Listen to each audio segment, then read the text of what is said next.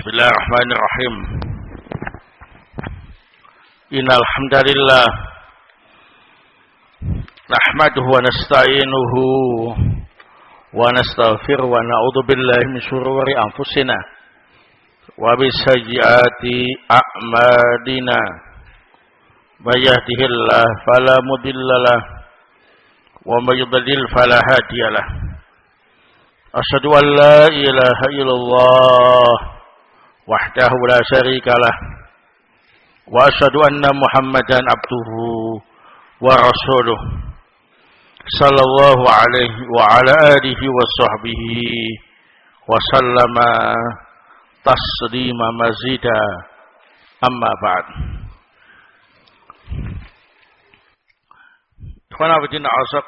Kita lanjutkan kembali kajian Riyadhus Shalihin min kalami Sayyidil Mursalin karya Imam An-Nawawi rahimahullah. Malam ini akan kita pelajari beberapa hadis terkait dengan bab mengingat kematian dan tidak panjang angan-angan dalam urusan dunia. Kita mulai dari hadis yang ke-574. Qala al-Imam An-Nawawi rahimahullah wa an Ibn Umar radhiyallahu anhuma qala akhadha Rasulullah sallallahu alaihi wasallam bimankibi faqala kun fid dunya ka'annaka gharib aw 'abir sabil. Dari sahabat yang mulia Ibnu Umar radhiyallahu anhuma, beliau pernah berkata, Rasulullah sallallahu alaihi wasallam pernah memegang pundakku. Beliau bersabda, jadilah engkau di dunia ini seperti orang asing dalam perantauan atau musafir yang sedang melakukan perjalanan.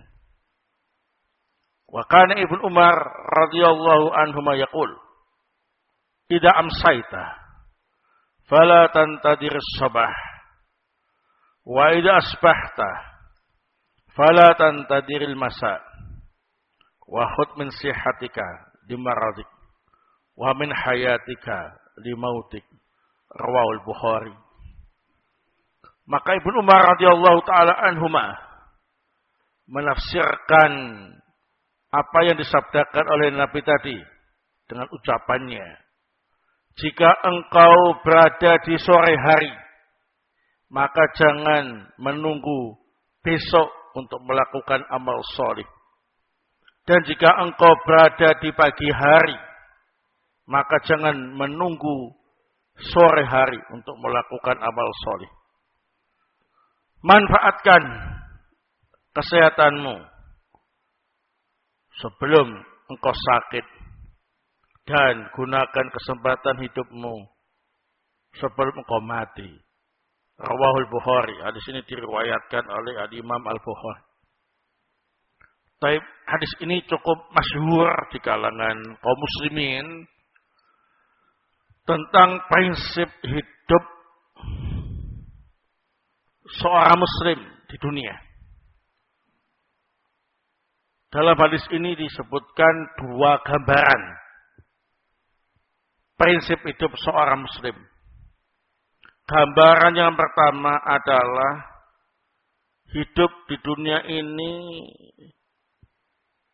digambarkan seperti orang asing dalam perantauan yang sudah bersiap-siap untuk pulang kampung.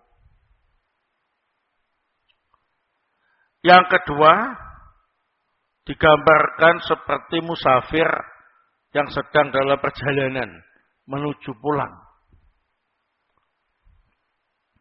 Yang pertama disebut gharib, yang kedua disebut abirus sabil.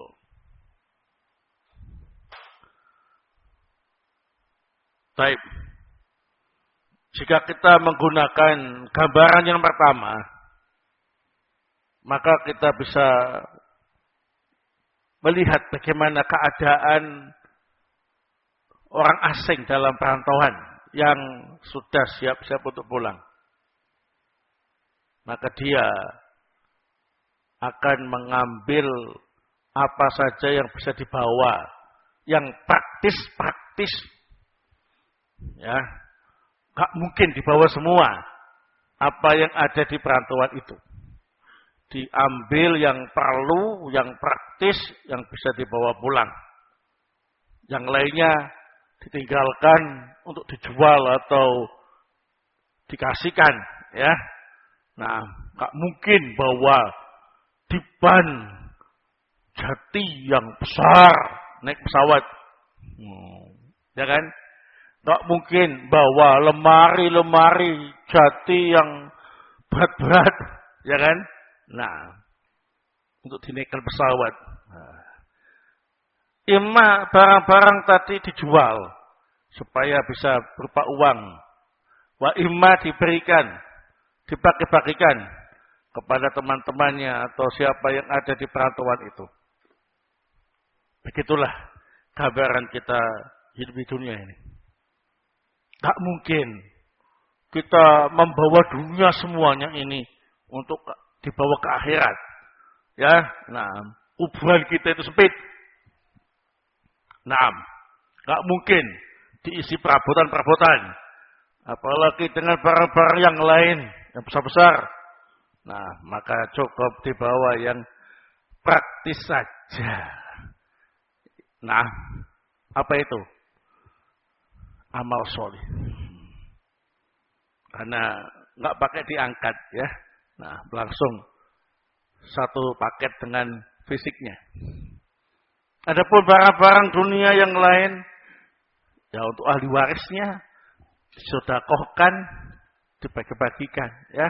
Nah, sehingga yang paling penting adalah bekal untuk akhirat yang paling berharga, yang paling praktis untuk dibawa. Yaitu apa? Amal soleh.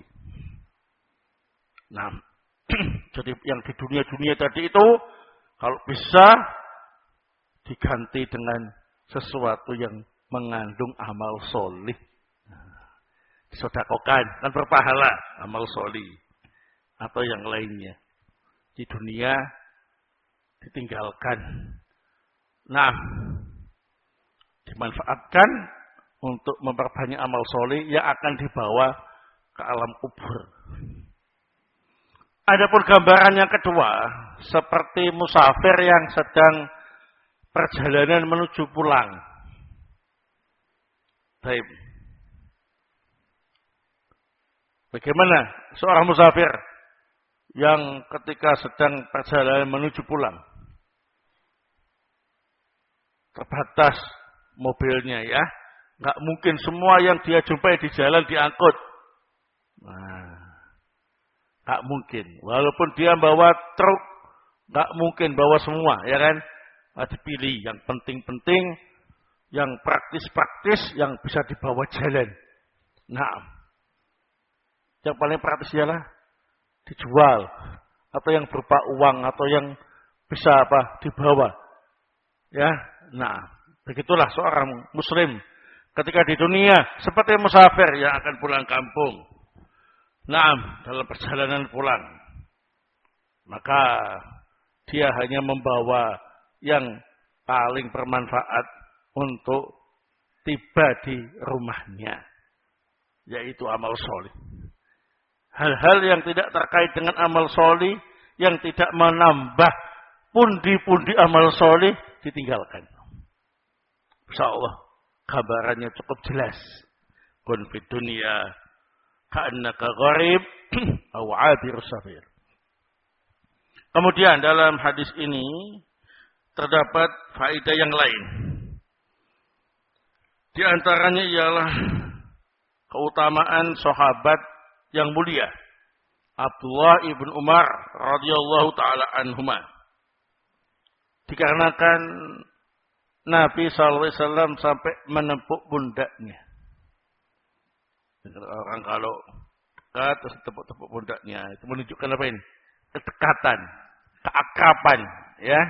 Ini kalau antara Nabi dengan umatnya suatu kehormatan, ya, karena dekat dan akrab dengan Nabi sallallahu alaihi wasallam. Itulah sahabat Ibnu Umar radhiyallahu taala anhuma. Wa hadha dalilun ala mahabbatihi lahu wa tanbihi ila ahammiyati ma yaqulu lahu. Hal itu menunjukkan kecintaan Rasul kepada Ibnu Umar dan menunjukkan bahwa Ibnu Umar sangat memperhatikan nasihat Rasul sallallahu alaihi wasallam. Baik. Faedah yang lain yang bisa kita ambil bahwa para sahabat radhiyallahu taala anhum ajma'in adalah orang yang paling memahami maksud sabda Nabi sallallahu alaihi wasallam dibandingkan yang lain. Itulah sebabnya termasuk prinsip dari manhaj salaf ialah berdasarkan dalil Al-Quran dan As-Sunnah dengan pemahaman apa ini? Para sahabat. Karena para sahabat adalah orang yang paling paham maksud yang disampaikan oleh Rasul sallallahu alaihi wasallam. Nah, di antara contohnya ialah sahabat Abdullah ibn Umar radhiyallahu taala anhuma. Ketika mendengar sabda Nabi, "Kun fid dunya ka'annaka gharib aw 'abirus sabil," beliau kemudian memberi kesimpulan. Itu menunjukkan kita harus bersegera beramal karena waktu pulang kampung sudah semakin dekat. Sebagaimana orang asing di perantauan yang sudah siap-siap pulang kampung harus bergegas, atau musafir yang sedang berjalan menuju ke kampung halamannya, ya berusaha untuk bagaimana caranya supaya cepat sampai, ya kan? Nah, berarti Ibnu Umar menyimpulkan bahwa Nabi Shallallahu Alaihi Wasallam menganjurkan kepada umatnya untuk mengambil kesempatan dan bersegera bersiap-siap untuk bekal akhirat nanti. Sehingga beliau menyimpulkan, idza amsaita fala tantadir sabah wa idza asbahta fala tantadiril masa wa hud min sihatika li maradik wa min hayatika li mautik.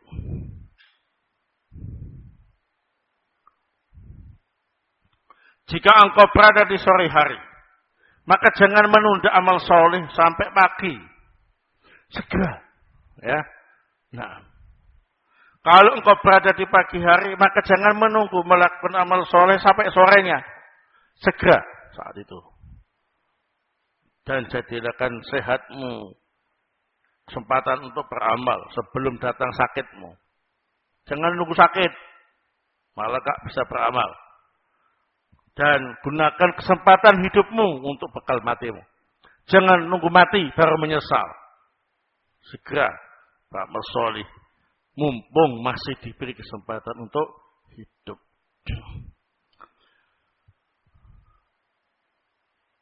Para ulama juga menjelaskan bahwa yang dimaksud dalam hadis kun fid dunya ka'annaka gharib aw abirus sabil, selain memanfaatkan kesempatan yang ada untuk beramal soleh dan tidak menunda-nundanya, mereka mengatakan makna yang lain ialah la tarkan ila dunya wala tattakhidha watana wala tuhaddits nafsaka bituril baqa fiha wala bit'ina'i biha wala tata'allaq minha illa bima yata'allaqu bil gharib fi ghairi watani wala tastaghil fiha bima la yastaghil bil gharib alladhi yuridu dhahab ila ahli. Maksudnya ialah kamu jangan condong ke dunia. Jangan engkau jadikan dunia itu sebagai tempat tinggalmu selamanya. Jangan sampai engkau dibisiki oleh hawa nafsumu supaya berlama-lama di dunia. Juga jangan terlalu ambisi dengan dunia. Jangan terlalu tergantung dengan dunia. Sebagaimana orang-orang asing di perantauan yang tidak berada di tempat kampung halamannya. Tidak menyibukkan diri dengan sesuatu yang bisa menghalangi kesempatannya untuk pulang ke keluarganya. Nah, urusan-urusan yang gak penting-penting, urusan-urusan yang justru menghambat perjalanan pulangnya, tinggalkan. Ya, nah, gitu. Nah, tiket sudah jelas, itu kematian itu sudah jelas. Nah, maka urusan-urusan yang justru dikhawatirkan malah ketinggalan waktu pulang, nah, tiketnya itu ketinggalan pesawat, ketinggalan kereta, nah, ditinggalkan. Ada yang ngajak, ayo jalan-jalan dulu, ayo kita belanja-belanja dulu, ya gampang, masih lama, gitu. Jangan dihiraukan, ya nanti benar-benar ketinggalan pesawat, ketinggalan apa ini? Kereta, segera, ya, nah, masuk ke bandara untuk check-in, ya, nah, supaya tidak ketinggalan pesawat. Demikian pula seorang yang asing di perantauan tidak terpengaruh dengan hal-hal yang memperlambat pulangnya, ya, penting-penting saja, ya, bahkan sampai lari-lari, ya. Nah, barakallahu fikum.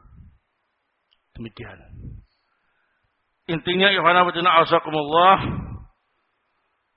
hadis ini dibawakan oleh Al-Imam An-Nawawi sebagai dalil larangan untuk panjang angan-angan dalam masalah dunia.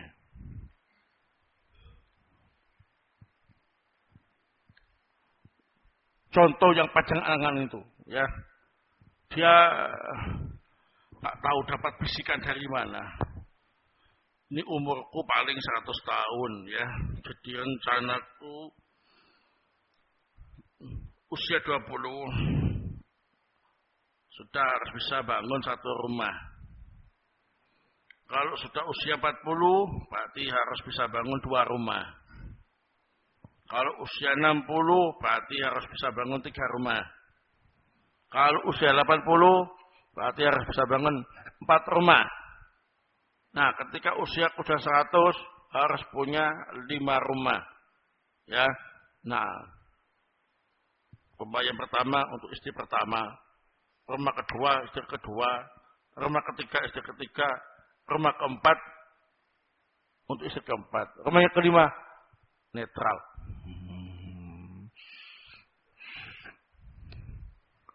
Nah, disitulah rumah yang kelima.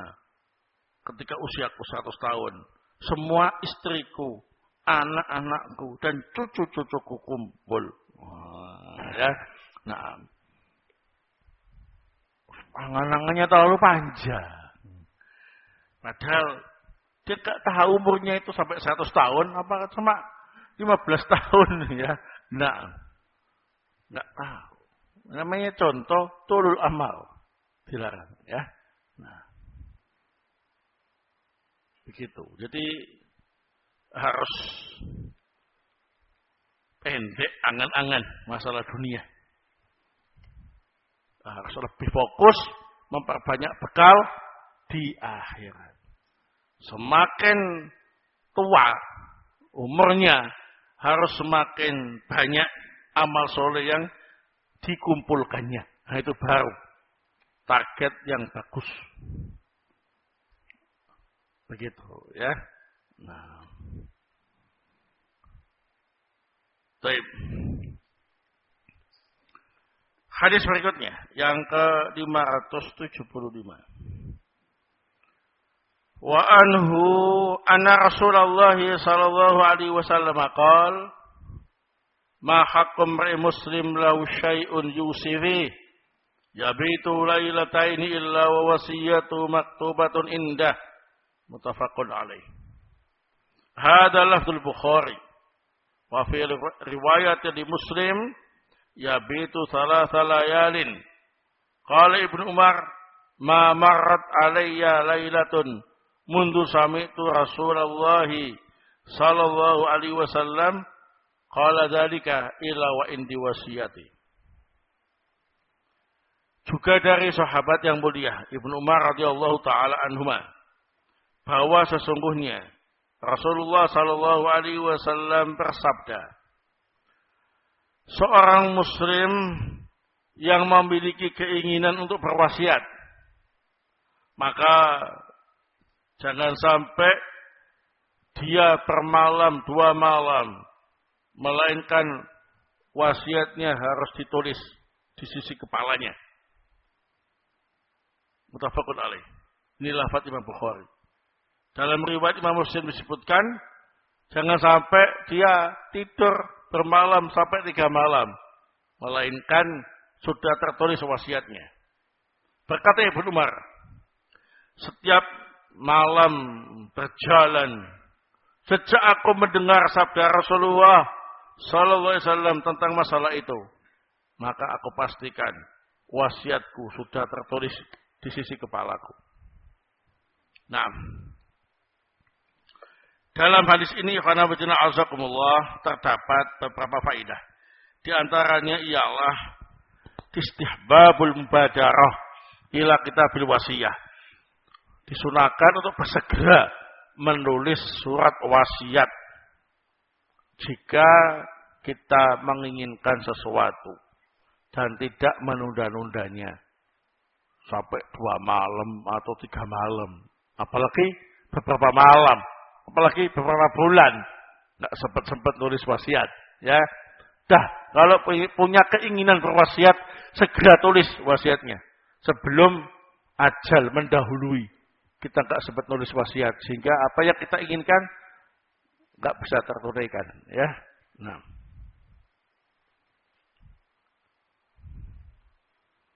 yang kedua,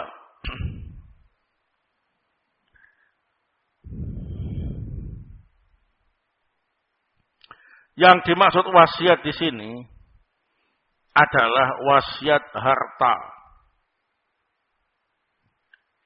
baik untuk diberikan kepada selain ahli waris atau pelunasan hutang atau pengembalian amanah.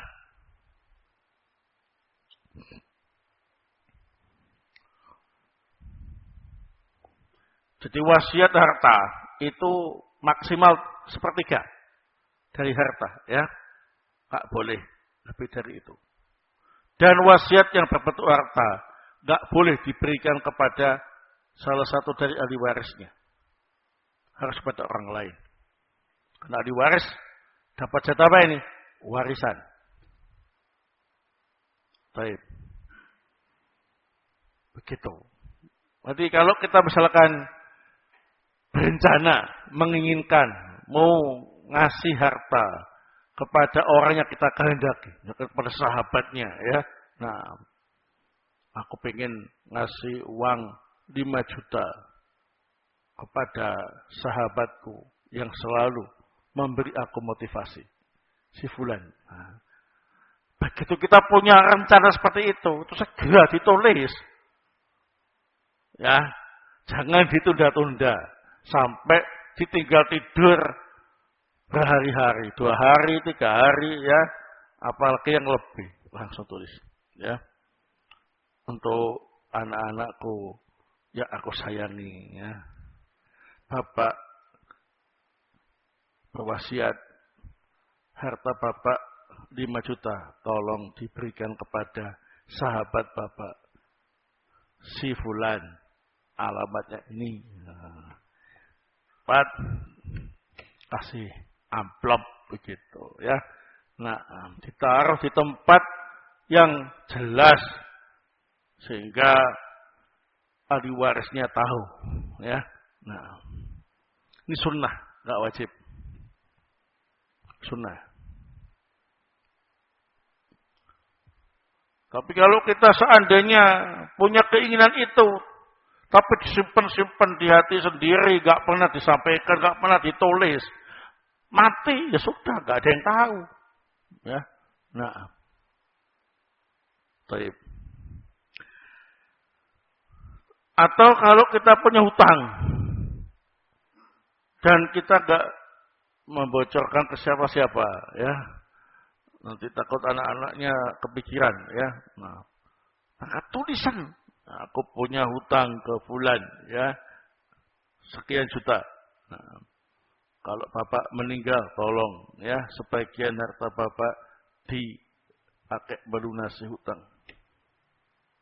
Nah, karena kalau nggak tahu ahli warisnya, ya nggak ada yang melakukan pembayaran. Ya kalau yang dihutang itu datang lagi kan foto bukti juga, ya kan? Ya kalau orangnya yang diutangi mati, nah gimana? Nah, urusannya nanti sambung sampai akhirat. Nah, tulis. Atau pengembalian amanah.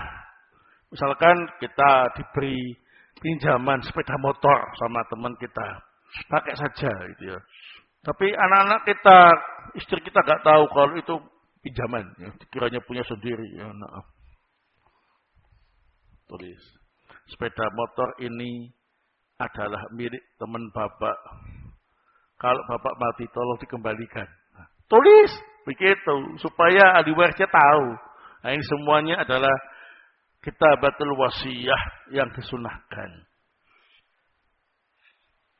Kemudian faedah yang lain, apakah disyariatkannya menulis wasiat itu jika seseorang sedang sakit atau merasa sudah mau mati? Jawabannya tidak.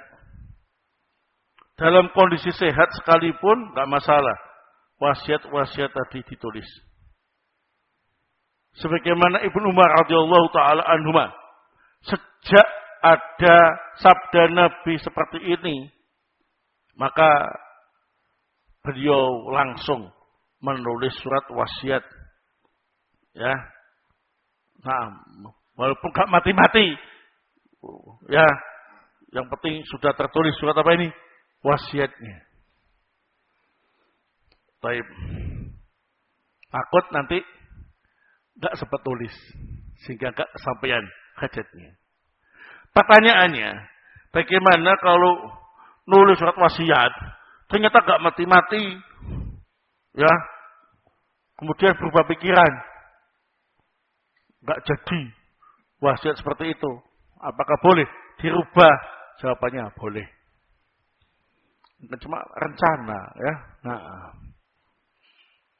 enggak jadi ngasih sebulan, ya. Ternyata dia itu maunya jadi sahabatku kalau aku punya uang saja. Jadi karena aku sakit, enggak deket-deket, enggak jadi. Coret. Enggak jadi, enggak masalah, ya. Nah, atau hutangnya sudah lunas, ya sudah enggak jadi. Ditulis ini hutang. Atau motornya sudah dikembalikan, ya sudah enggak jadi. Nah, enggak masalah. Yang bermasalah itu adalah ketika surat wasiatnya sudah ada, yang berwasiat sudah meninggal, wasiatnya tidak dalam perkara maksiat, kemudian ahli warisnya tidak melaksanakan wasiat itu atau merubah wasiat itu, maka ini yang dosa, enggak boleh. Ya, nah, barakallahu fikum. Baik. Dalam hadis ini, ikhwanafidina azakumullah, menunjukkan faedah tentang hendaknya kita selalu ingat mati. Di antara cara mengingat mati ialah bikin surat wasiat. Orang kalau bikin surat wasiat biasanya apa ini? Sudah terasa mau mati, ya kan? Nah, dalam kondisi sehat nggak masalah, tulis surat wasiat supaya selalu ingat kematian, ya. Nah, lihat wasiat itu masih utuh, kok masih sehat ya, belum mati, lihat lagi gitu. Pokoknya semakin sering ingat mati, orang itu biasanya semakin takut untuk banyak pola, banyak tingkah, ya. Semakin takut melakukan hal-hal yang sia-sia, semakin khusyuk dalam beribadah. Nah, itu dengan cara ingat mati. Cara ingat mati di antaranya ialah bikin surat apa ini? Wasiat, walaupun tidak dalam kondisi sakit. Apalagi dalam kondisi apa ini? Sakit. Barakallahu fikum. Baik. Hadis berikutnya. Yang ke-576. Wa an Anas radhiyallahu anhu qala khatta an-nabiy sallallahu alaihi wasallam khututan faqala hadzal insan wa hadha ajaluh fabainama huwa kadzalik ija'al khattul aqrab rawahul Bukhari.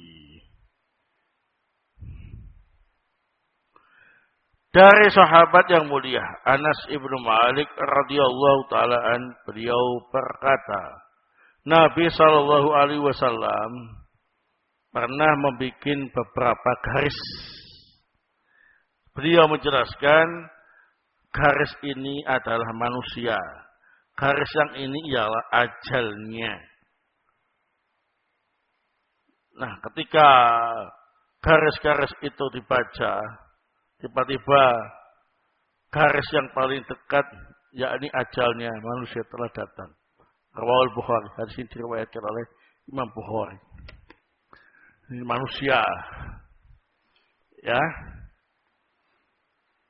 Kemudian di atas manusia itu ada garis-garis yang banyak. Itu target-target yang ingin dicapai ketika di dunia. Nah, sebelum target-target yang dicapai itu semua bisa dilalui, ternyata ada garis yang kemudian apa ini? Menikungnya. Itu kematian atau ajal. Ya. Nah, ini gambaran dari Nabi Shallallahu Alaihi Wasallam bahwa ajal manusia itu lebih dekat waktu tibanya daripada target terakhir ambisinya terhadap dunia. Tadi umur 20 tahun harus punya satu rumah. Umur 40 tahun 2 rumah. Umur 60 tahun 3 rumah. Umur 80 tahun 4 rumah. Umur 100 tahun 5 rumah. Baru bangun rumah yang kedua sudah mati. Itu keumuman seperti itu. Jadi rata-rata target yang dicanangkan oleh manusia dari proyek-proyek dunianya itu nggak ada yang pernah kesampaian sampai finish. Kedahuluan oleh apa ini? Ajalnya. Apa hikmah yang bisa diambil? Hikmahnya ialah jangan terlalu jauh target-target proyek dunianya. Jalani apa yang ada saja. Ya. Nah, enggak usah banyak bermimpi untuk semakin jauh dalam proyek-proyek dunia itu. Jalani apa yang ada.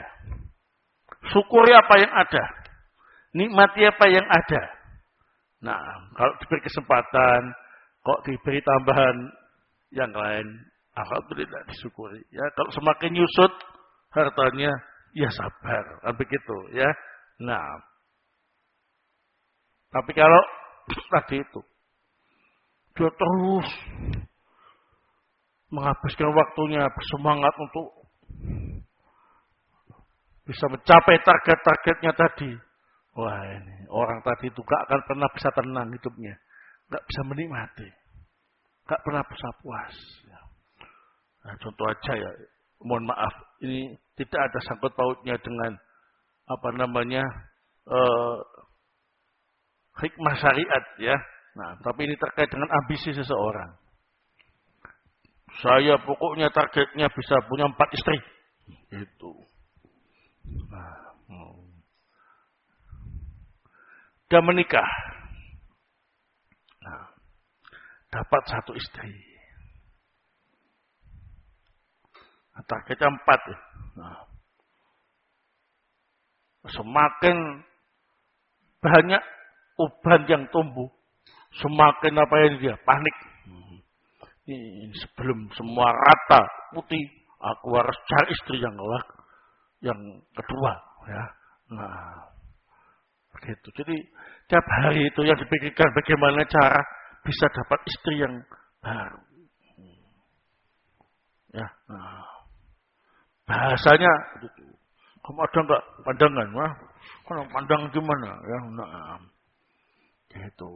Sama istrinya juga begitu. Barangkali punya teman, carikanlah. Gitu.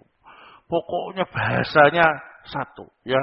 Nah, cari istri. Berhasil, istri yang kedua. Terus, ambisinya terus begitu. Jadi tidak ada pekerjaan kecuali cari istri. Tidak ada obrolan kecuali tentang bagaimana supaya dapat istri. Gitu. Hak-hak yang lain terabaikan. Dia tidak pernah bisa menikmati istrinya yang ada itu. Seolah-olah istrinya tadi kurang cukup. Gitu, ya. Barakallahu. Hal itu termasuk turul amal, tak boleh. Bukan berarti larangan ta'adud dia. Bukan. Semacam itu bisa meninggalkan yang lain yang lebih penting, ya, yang lebih realistis, ya kan gitu. Nah. Karena kalau semakin banyak istrinya, ya harus semakin banyak uangnya. Karena menghidupi anak orang itu enggak pakai kereweng, Mas. Ya, nah. Pakai uang. Nah, ya kan? Begitu. Bagaimana sebaiknya? Sebaiknya realistis. Kalau memang kita ini uangnya banyak, rumahnya sudah 4, ya kan? Langsung saja, enggak usah tunda-tunda nanti. Ya, nah, nikah, habis nikah lagi sampai 4, sudah selesai. Daripada ditunda-tunda, malah enggak kesampaian, ya, uangnya habis duluan. Enggak ada modal, ya. Nah, seperti itu. Mumpung uangnya banyak, mumpung rumahnya 4, ya. Nah, segera langsung cari 4, gitu, supaya bisa khusuk yang lain. Nah, demikian maksudnya, ya. Nah, jangan tunda-tunda, malah kepikiran. Dan kalau kepikiran yang dipikir cuma itu saja, yang lain-lain yang lebih penting, malah nggak bisa fokus. Tak kesampaian. Barakallahu fikum. Baik, wallahu taala alam bisawab. Ini yang bisa saya sampaikan pada pertemuan malam hari ini. Semoga Allah Subhanahu wa taala memberi barokah kesehatan yang Allah berikan kepada kita dan bisa memberi barokah juga kesempatan hidup yang Allah berikan kepada kita. Dan semoga Allah Subhanahu wa taala memberi kita husnul khatimah. Amin. Subhanakallahumma bihamdik asyhadu an la ilaha illa anta astaghfiruka wa atubu ilaik.